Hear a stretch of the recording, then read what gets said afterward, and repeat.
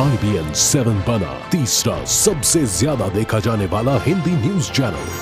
IBN 7 हौसला है।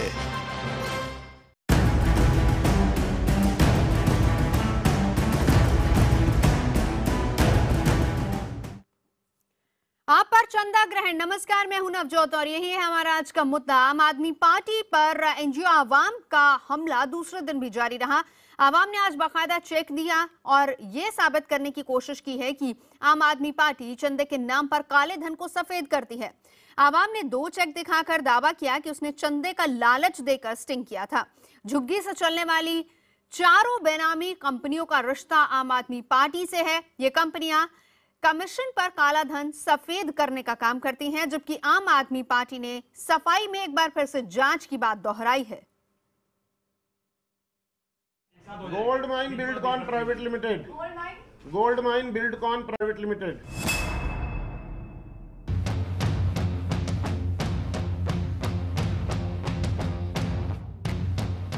आम आदमी पार्टी के अपने ही उस पर भारी पड़ रहे हैं। पार्टी की फंडिंग पर आवाम के सवालों ने उसे मुश्किल में डाल दिया है। आम आदमी पार्टी के इन पुराने सदस्यों के आरोप गंभीर हैं। एक दिन पहले बेनामी कंपनियों से 2 करोड़ के चंदे का आरोप लगाने के बाद आवाम ने ताजा आरोप लगाया है कि पार्टी अपने काले धन को फर्जी कंपनियों को कमीशन देकर सफेद करती है। इसमें बेनामी कंपनियां उसकी मदद करती है। इस आरोप के लिए आवाम के सदस्यों ने स्टिंग ऑपरेशन का सहारा लिया और आरोपी कंपनियों Skyline Metal and Alloys Private Limited और Gold Mine Buildcon Private Limited से 50-50 लाख के चेक हासिल किए। हम ये पॉइंट प्रूव करना चाह रहे हैं कि चेक से आया हुआ हर पैसा क्लीन नहीं होता। तो ये चेक आपको कहां से मिला? हमने जिस तरीके से आप जर्नलिस्ट लोग अपना स्टिंग करते हो, कुछ हमने भी कोशिश की। लेकिन आम आदमी पार्टी का कहना है कि उसने ये चेक अपनी पार्टी की पारदर्शी प्रक्रिया के तहत हासिल किए हैं। उन्होंने ये सब कुछ अपने देश के बैंकिंग सिस्टम पर भरोसा करके किया है। पार्टी ने एक बार फिर कंपनियों की जांच किए जाने की मांग दोहराई। सुप्रीम कोर्ट से आग्रह करेंगे, मुख्य न्यायाधीश से आग्रह करेंगे कि वो एक एसआईटी का गठन करें या जो ऑलरेडी एसआईटी बनी हुई है ब्लैक मनी पर, उसको ये काम सौंपें कि वो आम आदमी पार्टी, भारतीय जनता पार्टी और कांग्रेस तीनों के फंडिंग पर का पूरी जांच करे। लेकिन आवाम के आरोप सिर्फ काले धन तक सीमित नहीं रहे। आवाम के इन सदस्यों का कहना है कि आम आदमी पार्टी में पारदर्शिता नहीं है। वो पैसे के लिए देश की सुरक्षा से भी खिलवाड़ कर सकते हैं। आवाम के इन सदस्यों में गोपाल गोयल का कहना है कि वो कभी अरविंद केजरीवाल के साथ काम करते थे और आम आदमी पार्टी की लीगल सेल में थे, लेकिन जब उन्होंने कुछ मुद्दों पर विरोध किया तो उन्हें पार्टी से बाहर का रास्ता दिखा दिया गया। उन 5 बातों पे मेरी सख्त आपत्ति थी। मैंने अरविंद जी से बात करने की बार बार कोशिश की, उन्होंने मुझे समय नहीं दिया। मैंने उन्हें 5 SMS भेजे, उसका उन्होंने जवाब नहीं दिया। मैंने कहा मेरी कलम से इस तरीके की बातें नहीं लिखी जाएंगी। तो वो कहते हैं जो PSC के 15 मेंबर्स ने 2 घंटे डिस्कस करके फाइनल किया, उस पर आप अपनी बात चलाना चाहते हो। वहीं आवाम के प्रेस कॉन्फ्रेंस में मौजूद करण सिंह ने दावा किया कि वो कभी अरविंद केजरीवाल के खासम खास होते थे, लेकिन जब उन्होंने पार्टी में लोकतांत्रिक प्रक्रिया स्थापित करने की दिशा में कदम आगे बढ़ाए तो उन्हें बदनाम करके पार्टी से निकाल दिया गया। इन लोगों ने जो है फेक SMS के द्वारा मेरी पर्सनैलिटी को मैलाइन करने की कोशिश की। उसके बाद जो है मेरे पास ऐसे आरोप भी लगाए कि 3 करोड़ ले लिए बीजेपी से, फॉर्च्यूनर मिल गई, इसको फ्लैट मिल गया, जबकि मेरे पास आज के दिन बाइक भी नहीं है। आवाम के इन सदस्यों ने बीजेपी से किसी तरह का संबंध होने से इनकार किया है। हालांकि ठीक दिल्ली चुनावों से पहले उनके खुलासों पर आम आदमी पार्टी सवाल उठा रही है, लेकिन इन खुलासों के बाद विरोधियों को उन पर हमले का मौका मिल गया है। Bureau report, IBN 7। तो चलिए इसी पर हम करेंगे चर्चा। तमाम खास मेहमान हमारे साथ जुड़ चुके हैं। मैं आपका परिचय करा देती हूँ। हमारे साथ कौन कौन मौजूद है इस मुद्दे पर बातचीत करने के लिए। हमारे साथ दिल्ली बीजेपी के उपाध्यक्ष आशीष सूद मौजूद हैं, RSS के चिंतक है राकेश सिन्हा हमारे साथ, इमाम ऑर्गेनाइजेशन के मुफ्ती शमून कासमी साहब हैं, कांग्रेस की तरफ से मीम अफसल साहब हमारे साथ हैं और पारसोली कॉर्पोरेशन के जफर सरेशवाला हमारे साथ मौजूद हैं। आप सभी का स्वागत है। चर्चा की शुरुआत करेंगे। मैं सबसे पहले जफर साहब आप ही के पास आना चाहूंगी, क्योंकि आप भी एक इंडस्ट्रियलिस्ट हैं और इस तरह की लेन देन की बातें होती रहती, बात करते रहते हैं जब कोई कंपनी खड़ी होती है। क्या है प्रोटोकॉल, किस तरह के रूल्स होते हैं कि किस तरीके से कंपनी चंदा दे सकती है और क्या हर कंपनी चंदा दे सकती है नहीं, और इसमें आपको कितना सच नजर आता है?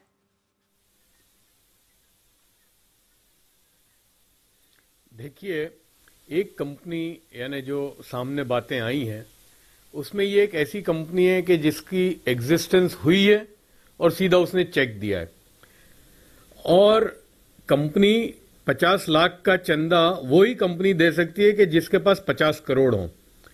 यानी ये तो बहुत ही क्लासिक केस है कि कंपनी फॉर्म हुई और ऐसा चल रहा है, यानी ये कोई नई बात नहीं है। बंबई में इस किस्म की कंपनियां बहुत हैं कि जिनको आप कैश पैसे दो वो आपको चेक दे देती हैं।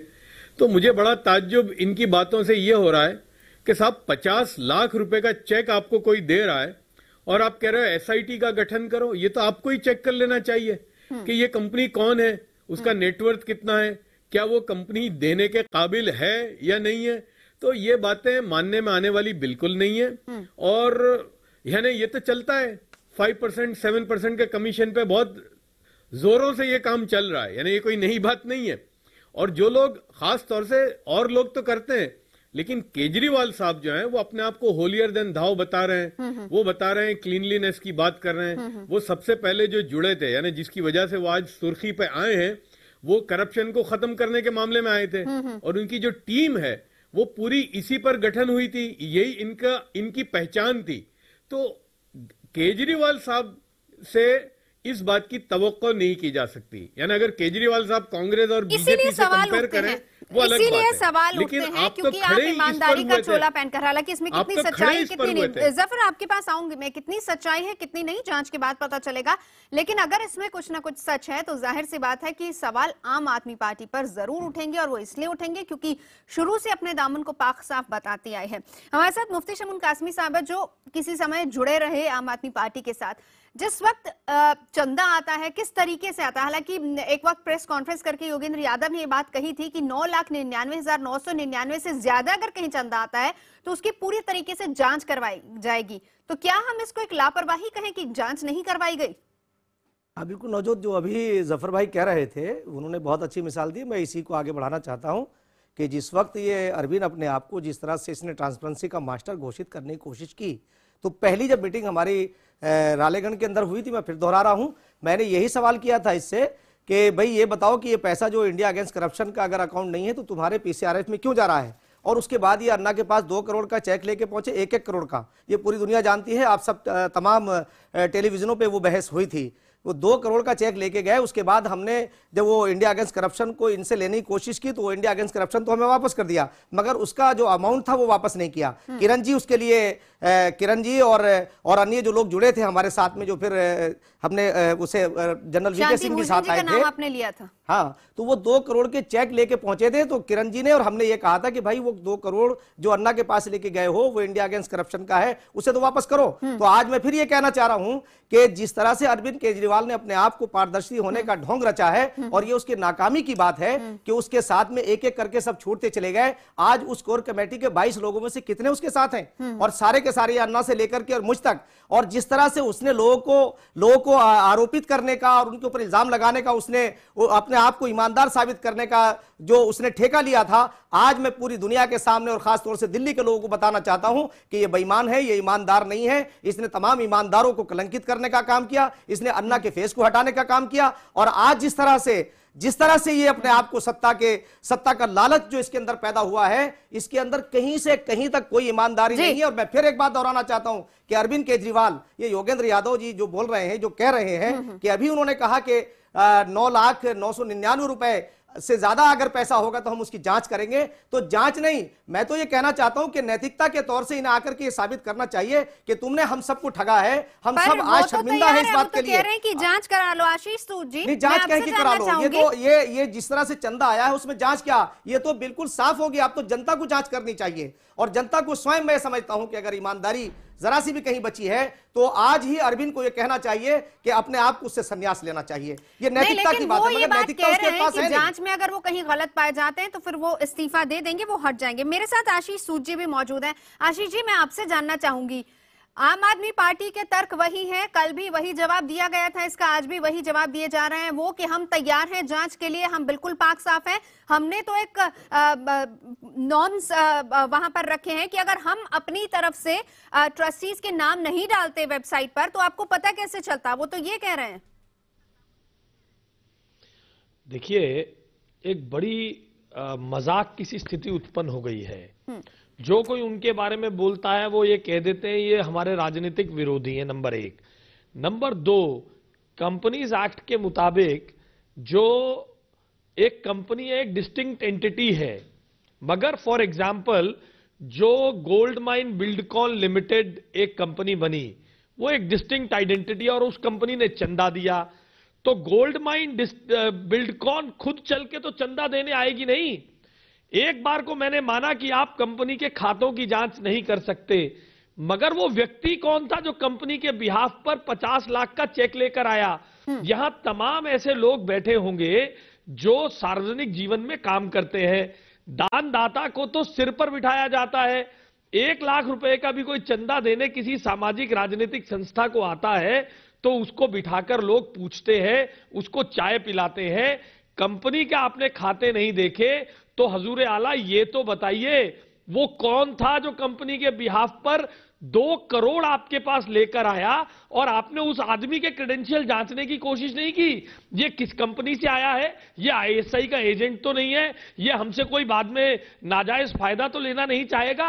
ये किस प्रकार की पारदर्शिता हो गई कि 2 करोड़ रुपए एक कंपनी के नाम से चेक लेकर आपके पास लोग आते हैं। अरे साहब, उस आदमी का नाम जाहिर कर दीजिए, कौन आदमी आया था।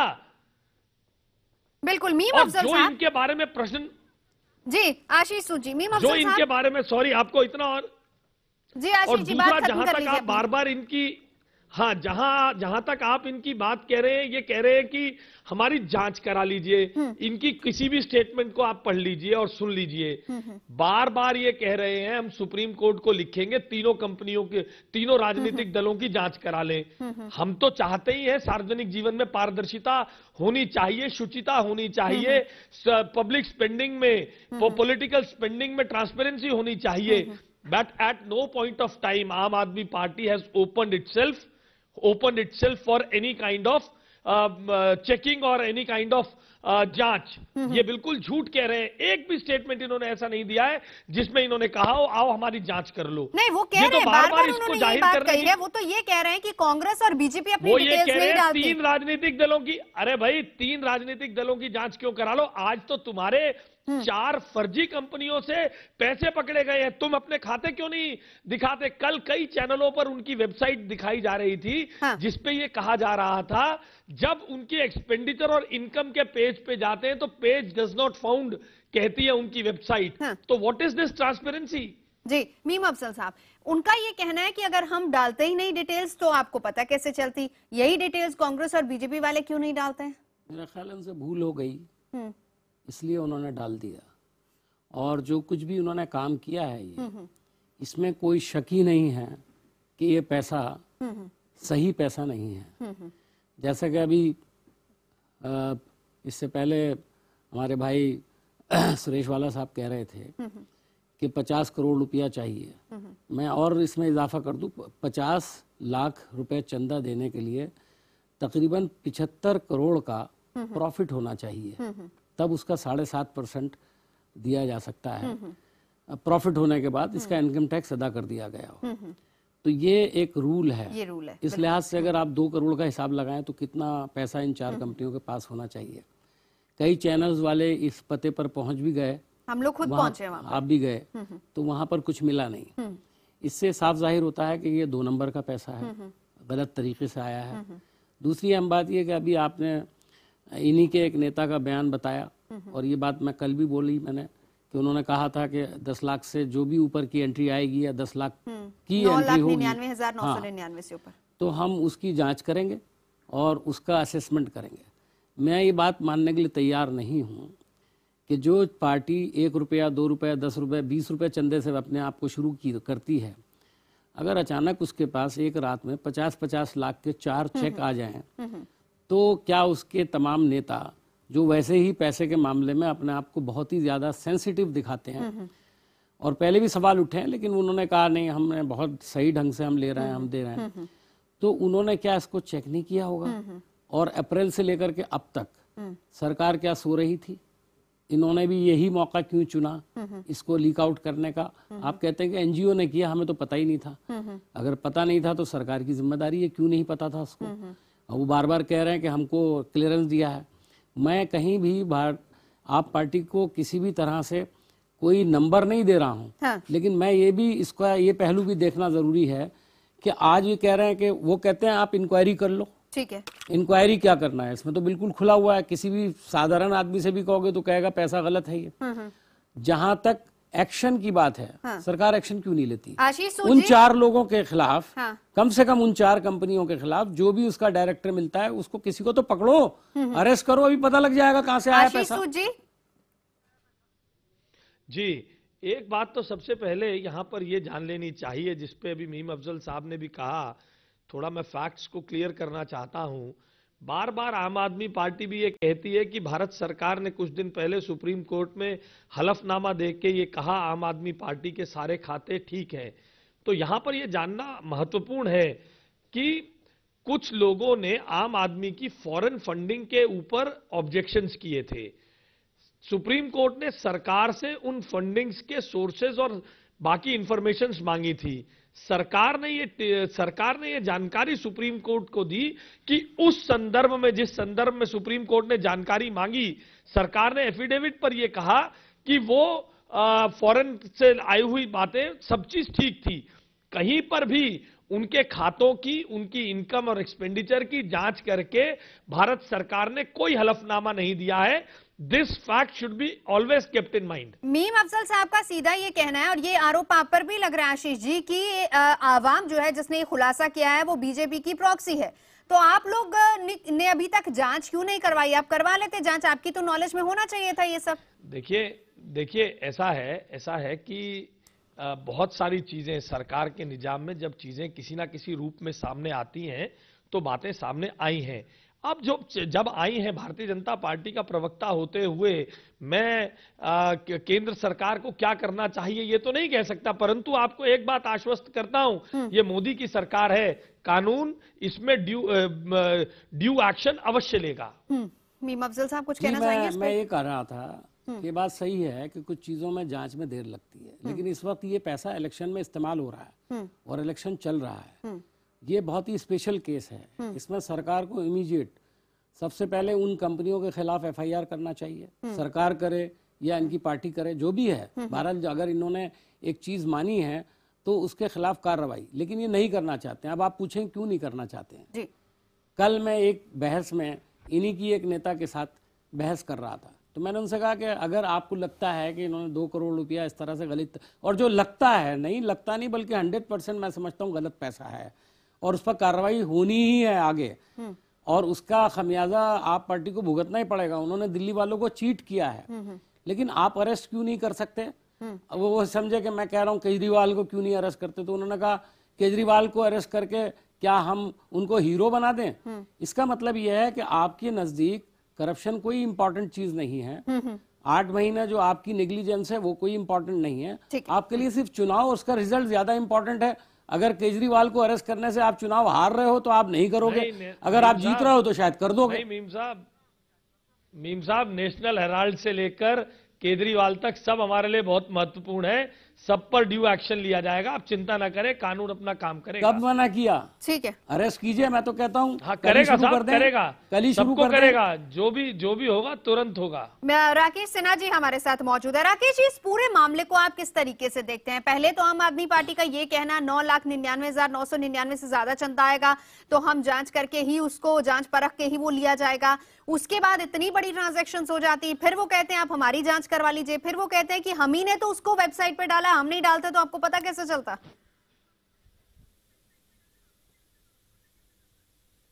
देखिए, मेरी चिंता का विषय दूसरा है कि राजनीति पर धन तंत्र का जो कब्जा हो रहा था उसके कारण राजनीति के प्रति एक अनास्था का भाव आया, और इसी अनास्था के भाव ने अन्ना के आंदोलन में लाखों हजारों लोगों को लाया, जो कि अलग अलग राजनीतिक विचारधारा के थे और जो अराजनीतिक पुरुष थे, जिनका राजनीति से कोई संबंध नहीं था, वो राजनीतिक व्यवस्था में परिवर्तन चाहते थे। उसी के विषय आम आदमी पार्टी बनी, और अरविंद केजरीवाल ने ईमानदारी को ऐसे प्रस्तुत किया जैसे कौतूहल का विषय है। ईमानदार होना एक कौतूहल है, ऐसा है नहीं। राजनीति में भ्रष्टाचार जरूर था, लेकिन इसको कौतूहल उन्होंने बना दिया। आज उन्होंने अपने ही हजारों लाखों समर्थकों को, मैं मानता हूं अरविंद केजरीवाल के पास एक अच्छा समर्थन आधार है, आज उन्होंने अपने ही साथ देने वालों के साथ धोखा दिया है। देखिए, ईमानदारी का ढोंग रचा है। 2 करोड़ का चंदा और जांच कराने की बात योगेंद्र यादव कर रहे हैं। मुझे आशा नहीं थी कि योगेंद्र यादव इस स्तर तक जाएंगे। मुझे लग रहा था कि शायद वो माफी मांग लेंगे या पार्टी से अपने आप को अलग कर लेंगे। 2 करोड़ रुपए का आपको चंदा मिल रहा है, उस कंपनी का कोई एग्जिस्टेंस नहीं है। मैं याद दिला दूं, यही अरविंद केजरीवाल है और यही योगेंद्र यादव है और यही आशुतोष है। जब आप पूर्ति कंपनी के ऊपर, जो गडकरी जी से जुड़ा हुआ कंपनी था, उस पर आरोप लगा, कुछ एड्रेसेस गलत मिले, तो इन्होंने पूरी राजनीति में नैतिकता का सवाल उठाया और पूरी मीडिया में विमर्श को बदलने की कोशिश की। आज वे क्या कह रहे हैं? एसआईटी से जांच करा लें। क्या जांच कराएं? और स्टिंग ऑपरेशन शुरू किसने किया है? स्टिंग ऑपरेशन ये स्वयं कराते रहे सभी पार्टियों का, और आज जब इन पर स्टिंग हुआ है तो देखिए, वस्तुतः यह हुआ है कि अरविंद केजरीवाल का चरित्र खुल गया है। राजनीति में दागदार है, महत्वाकांक्षा के लिए उन्होंने ईमानदारी को पैकेज के रूप में उपयोग किया। तो फिर जांच करवा लेना, भ्रष्ट तो जांच करवा लेनी चाहिए। बीजेपी को भी इस पर जांच एक्शन लेना चाहिए। सरकार है आपकी, आपको एक्शन लेना चाहिए कोई ना कोई।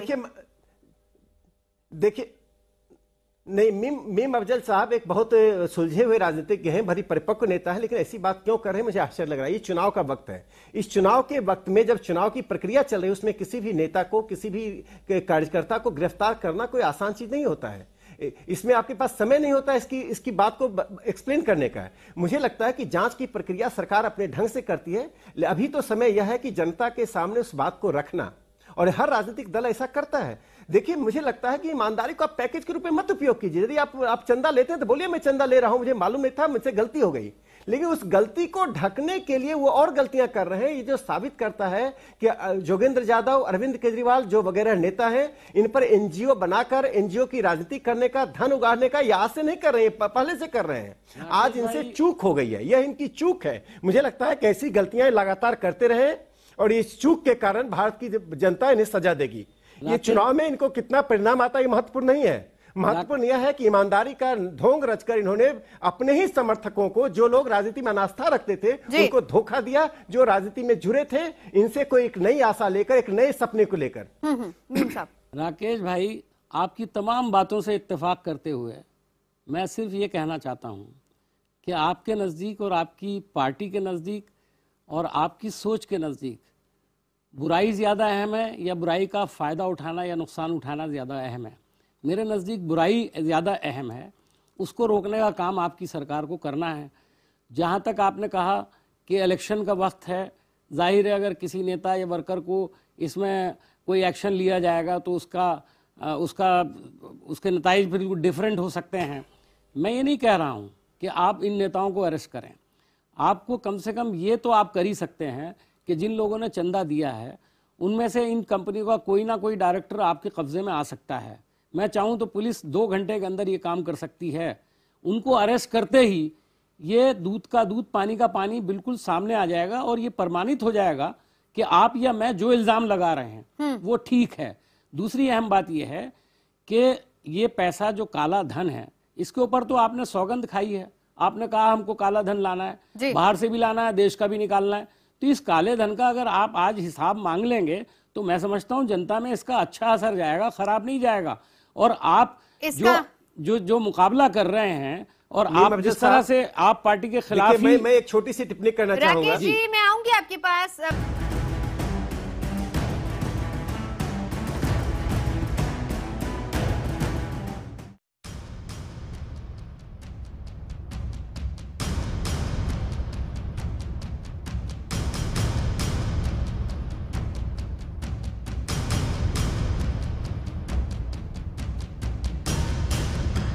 सर, हमारे पास सारा पैसा जो आज तक आया है पूरा का पूरा चेक के थ्रू आया है। हमारे सारे के सारे डोनेशंस वेबसाइट पे उपलब्ध हैं। अगर कुछ भी गलती है तो सरकार के पास सारे इंस्ट्रूमेंट्स हैं, वो हम पर केस करें या जिस कंपनी ने गलती की उसके ऊपर जाके करें।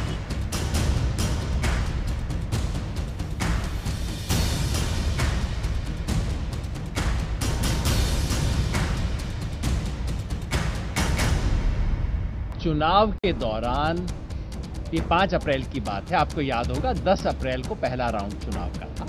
चुनाव के दौरान इस देश की कोई भी पार्टी जितनी डिलीजेंस कर सकती थी, हमने उतनी की है। क्या हमें पता है कि हमसे कभी कोई गलती नहीं होती? नहीं, मैं ऐसा कोई दावा नहीं करूंगा। और ठीक इसीलिए हम चीज़ों को सार्वजनिक करते हैं, ताकि जनता बता सके। दुनिया में ईमानदारी का सबसे बड़ा अगर कोई एक मेथड है, वो है सार्वजनिक कर दो, ट्रांसपेरेंट। हमने ये सारी सूचना, जो सारी सूचना बताई जा रही है, ये सूचना तो हमने दी है पब्लिक को। सवाल ये है कि जिनके पास ये सूचना 8 महीने से थी, जो फाइलों के ऊपर बैठे हुए हैं, उन्होंने 5 दिन पहले देने का फैसला क्यों किया?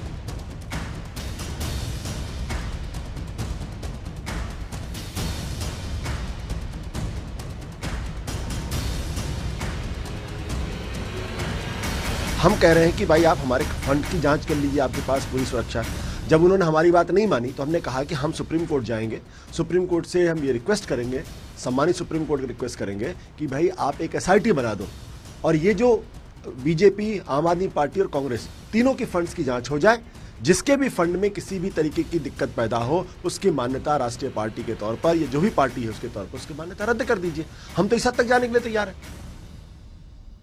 तो चलिए, तमाम खास मेहमान हमारे साथ हैं और मुद्दा जारी है। ब्रेक पर जाने से पहले राकेश सिन्हा जी कुछ कहना चाह रहे थे, वापस सीधा उन्हीं के पास चलते हैं। जी राकेश जी। देखिए, मेरी चिंता यह नहीं कि 2 करोड़ किसने लिया, 4 करोड़ किसने लिया, आम आदमी पार्टी ने गलत लिया, सही लिया। मैं आम आदमी पार्टी के लोगों से एक दरखास्त करना चाहता हूं कि एक कहानी हिंदी में हार या जीत, सुदर्शन की कहानी, उसको पढ़ लें। बाबा एक खड़ग सिंह था, डाकू था, उसने अपाहिज बनकर एक व्यक्ति की घोड़े को लेकर भाग गया। तो उस व्यक्ति ने उसको कहा कि ये कहानी किसी को मत बताना, नहीं तो कल कोई भी व्यक्ति किसी अपाहिज पर, असहाय पर विश्वास करना बंद कर देगा। आज आम आदमी पार्टी के पास जो समर्थन आधार है, उन्होंने संगठन का काम नहीं किया। उन्होंने जाकर जगह जगह पर संगठन नहीं बनाए। उनका जो संगठन बना किसी मुद्दे पर बना जो राजनीति में धनतंत्र के प्रभाव को रोकने के लिए बना। हजारों देश में लोग हैं जिनको लगता है कि राष्ट्रीय राजनीतिक पार्टियों में अनेक तरह की त्रुटियां आई हैं, और सच में राष्ट्रीय पार्टियों में त्रुटियां हैं। मैं मानता हूं जो पार्टियां हैं और कॉर्पोरेट का, धनतंत्र का प्रभाव क्रॉस दी पार्टियां बढ़ी हैं। इसके कारण आस्था पैदा हुई है। इस आस्था को उन्होंने तोड़ दिया है। अब वो टेक्निकलिटी पे जा रहे हैं, वो तकनीकी बातों पर जा रहे हैं कि जांच करा लें। आप बताइए कि जिससे 50 लाख रुपया आपने चंदा लिया, उसका आपका नाम पता नहीं पता है। अच्छा ठीक है राकेश जी, ठीक है। आपने जो पॉइंट्स बोले, राकेश जी माफ कीजिए आपको रोक रही हूँ, आपने जो पॉइंट्स बोले ठीक है, हम उससे पूरी तरह सहमत हैं, लेकिन आपको ऐसा नहीं लगता कि अब तो ये पूरा मामला खुल चुका है, इतना बड़ा फर्जीवाड़ा खुला है, इसकी जांच होनी चाहिए, सरकार को खुद आगे आकर जांच करनी चाहिए कम से कम। और नहीं तो देखिए, कंपनियों के पते तो मीडिया वहां पर पहुंच गया, हमें पता चल गया कि वो पते फर्जी हैं, लेकिन जिन लोगों के उसमें नाम है, जो डायरेक्टर्स के नाम सामने है, उसका भी खुलासा हुआ है, उन तक तो पहुंचने की कोशिश करनी चाहिए, क्योंकि बहुत सारे डॉक्यूमेंट्स होते हैं, पैन कार्ड होते हैं, सारी अकाउंट डिटेल्स होती है, उसके जरिए आराम से पहुंचा जा सकता है।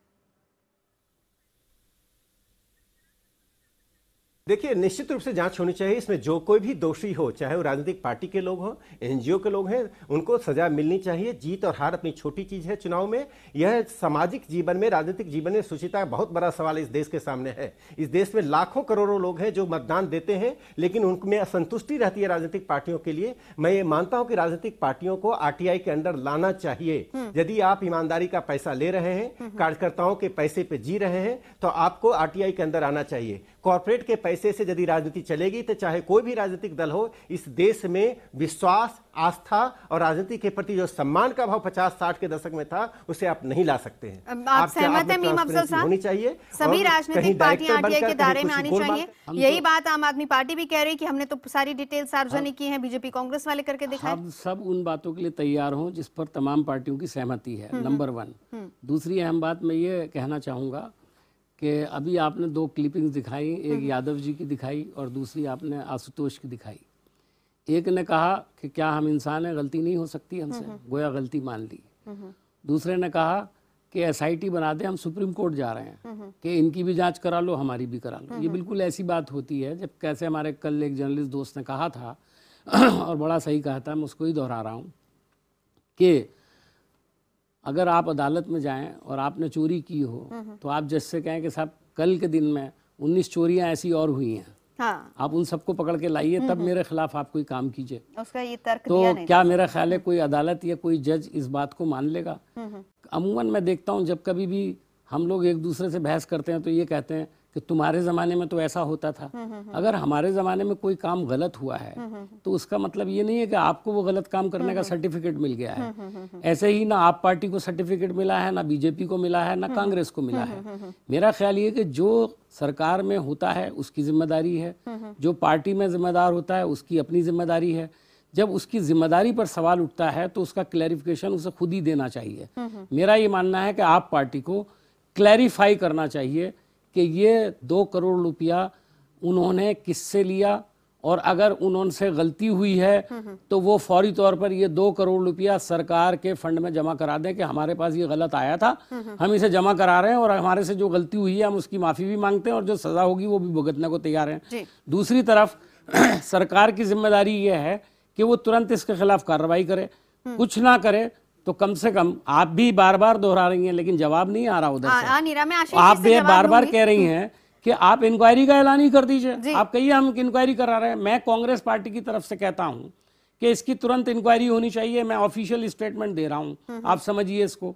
और मैं ये भी कह रहा हूं कि ऑफिशियली मैं ये बात कह रहा हूं कि आप इसकी इंक्वायरी की जांच करके फौरी तौर पर एक्शन लीजिए। क्या आप तैयार हैं? ऑफिशियली कांग्रेस मांग कर रही है कि अब आप इस पर कार्रवाई कीजिए।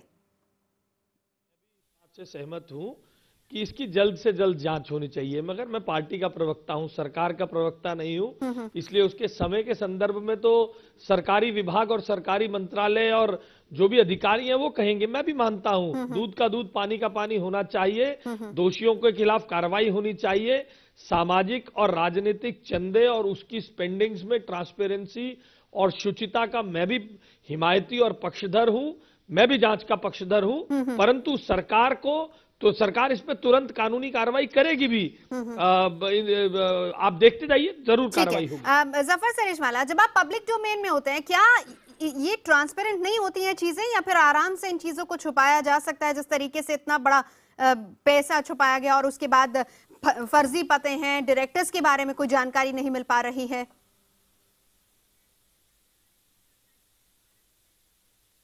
देखिए, मैं कुछ बहुत ही फंडामेंटल बात यहाँ करना चाहता हूँ। सबसे पहली जो बात है वो असल में इसलिए है कि अरविंद केजरीवाल साहब जो है वो ईमानदारी का एक झोला लेकर चल रहे थे, तो सबसे बड़ा सवाल उनका है।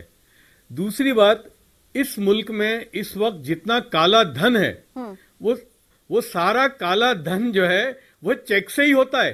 यानी ये यूं कह रहे हैं ना कि साहब हमें तो सारा पैसा चेक से आया है, अरे ये बेवकूफी का स्टेटमेंट है। इसलिए कि सारा काला धन, एक तो स्टॉक मार्केट, सारा स्टॉक मार्केट से काला धन आता है, तो वहां तो सब चेक से होता है। तीसरी बहुत इंपॉर्टेंट बात ये कहते हैं एसआईटी, अरे भाई केवाईसी नॉर्म्स चल रहे हैं इस मुल्क में। यानी एक स्टॉक मार्केट के वहां एक छोटा सा आदमी जब अकाउंट खोलता है तो उसकी नो योर क्लाइंट का पूरा एक सिस्टम होता है।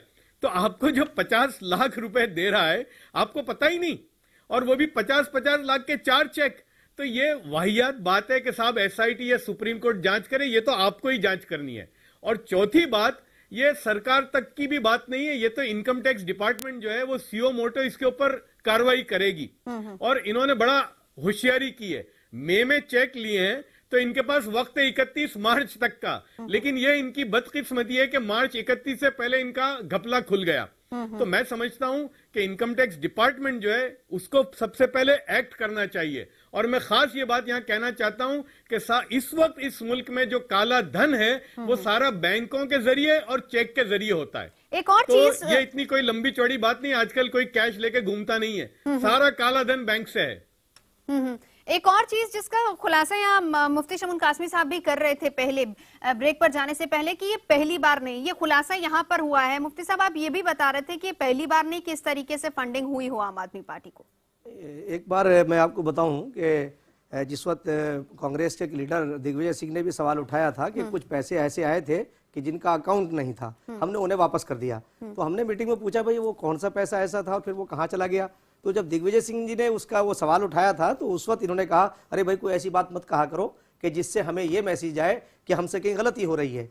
मैं आपको ये कहना चाहता हूं कि किसी भी जगह ट्रांसपेरेंसी नहीं है। अगर इनके जैसे अभी जो प्रक्रिया अभी बताई हमारे जफर साहब ने कि जिस तरह से वो इनकम टैक्स डिपार्टमेंट के लोग अगर वही जाकर के इन लोगों की पड़ताल कर लें तो अभी चंद ही दिन के अंदर दूध का दूध और पानी का पानी हो जाएगा।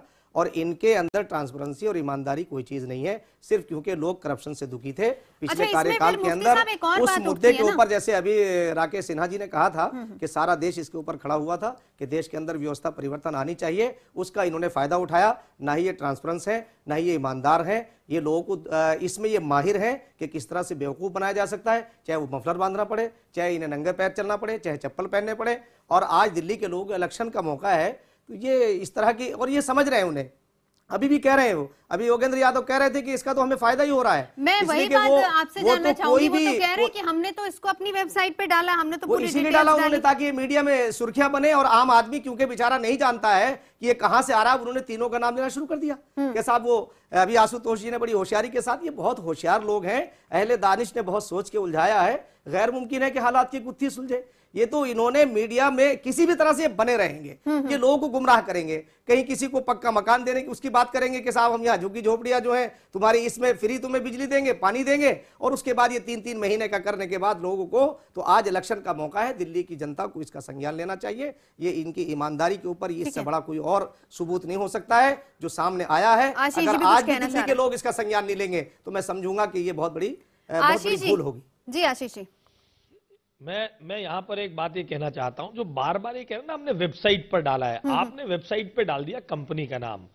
आप ये क्यों नहीं जाहिर कर रहे क्या वेबसाइट पर उस कंपनी का कौन रिप्रेजेंटेटिव आया था आपको ये पैसा देने? कंपनी स्वयं चलकर नहीं आती है। मैंने पहले भी अपने ओपनिंग रिमार्क में आपके सामने ये अर्ज किया था, कोई directly, there must be some individual who must have delivered this money, if they are transparent come out with the name, उस नाम के साथ आइए कौन आदमी था जो पैसा देकर गया।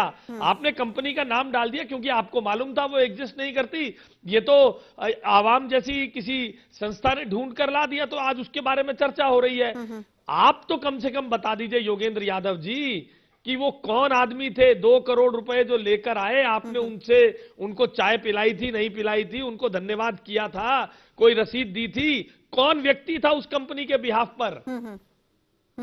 ये बात, ये जो आर्ग्यूमेंट है हमने वेबसाइट पर डाला है, ये बिल्कुल फार्स है, ये फेक आर्ग्यूमेंट है। ये बात जफर सरेशवाला ने भी कही थी। राकेश जी, अब मैं आपसे जानना चाहूंगी कि आम आदमी पार्टी का इस पूरे खुलासे के बाद जो बार बार तर्क देना कि आप हमारी जांच करवा लीजिए, हम तैयार हैं, आप एसआईटी बिठा दीजिए, आप सीबीआई को ले, तमाम एजेंसियों के वो नाम, क्योंकि एक बार जब वो जांच की बात होती है तो सबका नाम ले देते हैं कि सबसे जांच करवा लीजिए, हम तो तैयार हैं। लेकिन इसको क्या लापरवाही की बात कहें? क्योंकि बीच में यहाँ पर एक और बात सामने है कि हर किसी से गलती हो जाती है। क्या इसको महज एक लापरवाही माना जाए या फिर जानबूझ के ये सब कुछ किया गया? देखिए, मैं कहता हूं उनकी चूक थी, वो इस तरह का चंदा लेते रहे, इस बार वो चूक गए। एक छोटी सी बात है, ये तो सिंपल सी, जब बातें खुलासा हो गई, मीडिया एक चौथा स्तंभ है और मीडिया इन्वेस्टिगेट करती है, मीडिया की इन्वेस्टिगेशन पर सरकारें गिरती हैं और बनती हैं, और उस मीडिया की इन्वेस्टिगेशन के बाद जब चीजें सामने आई, इंडिपेंडेंट मीडिया है देश का, उसने जब सामने लाया, उन पता को लाया जहां पर वो एग्जिस्ट नहीं कर रहे हैं, तब आम आदमी कहती है कि जांच करा लो।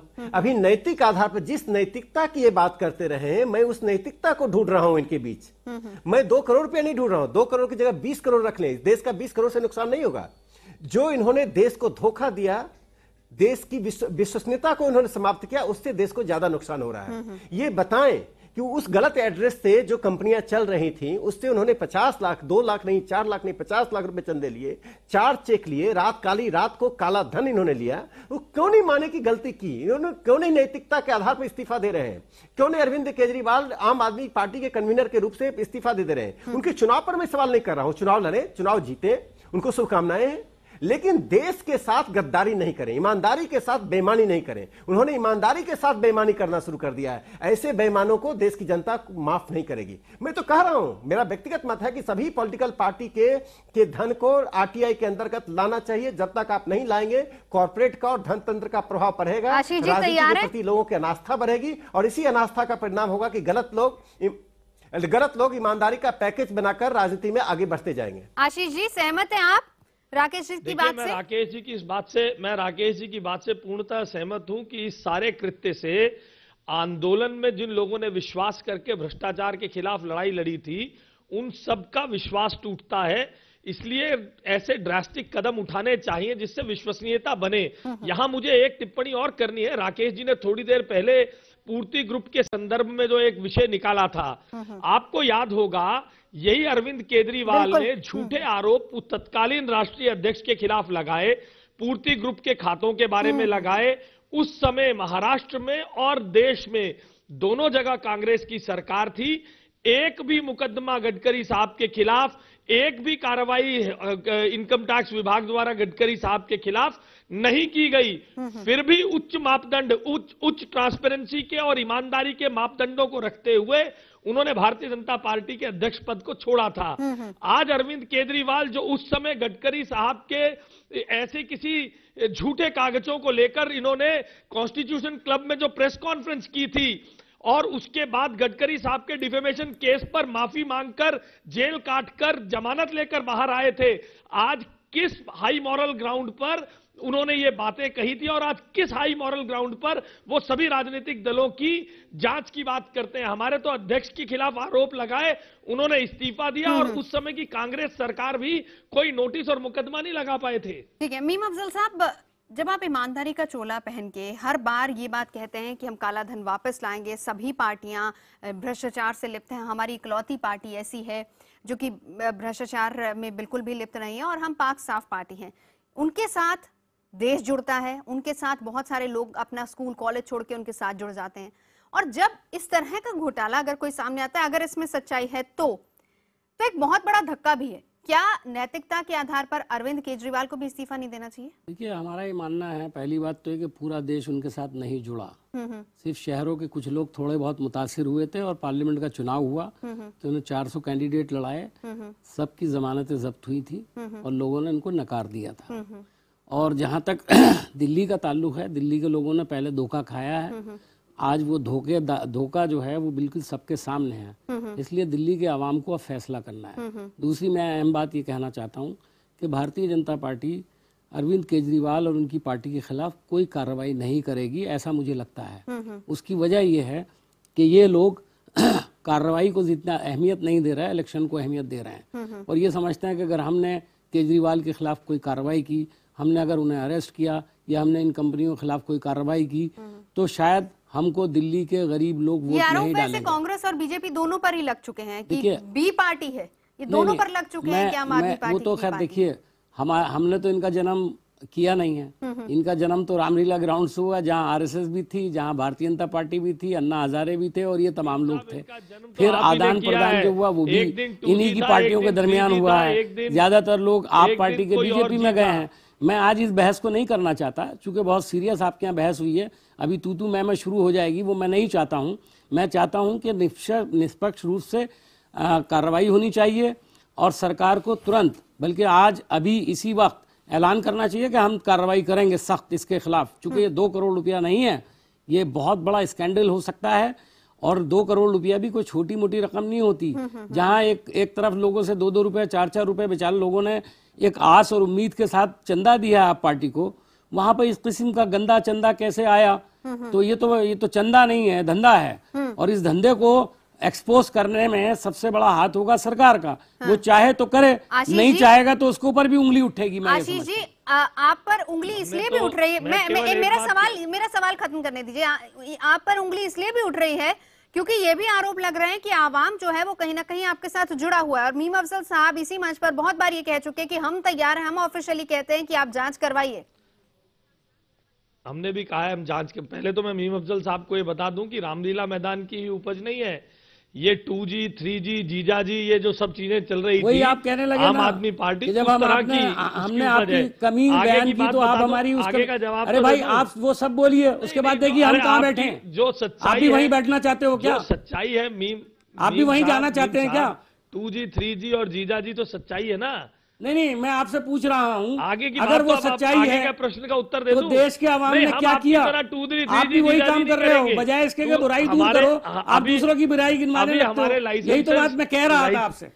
मेरे ख्याल से आप कुछ भी झूठ कह देंगे आशीष जी, मैं झूठ नहीं कह रहा हूँ, मैं कह रहा हूँ। मैं जवाब दे दूं, मैं इस बात के लिए पूरी तरह हिमायती हूं कि इस मामले की तुरंत प्रभाव से जांच होनी चाहिए। जी चलिए ठीक है, बहुत बहुत शुक्रिया आप सभी यहाँ पर आए चर्चा के लिए, बहुत बहुत शुक्रिया। तो मुद्दा में अभी के लिए बस इतना ही।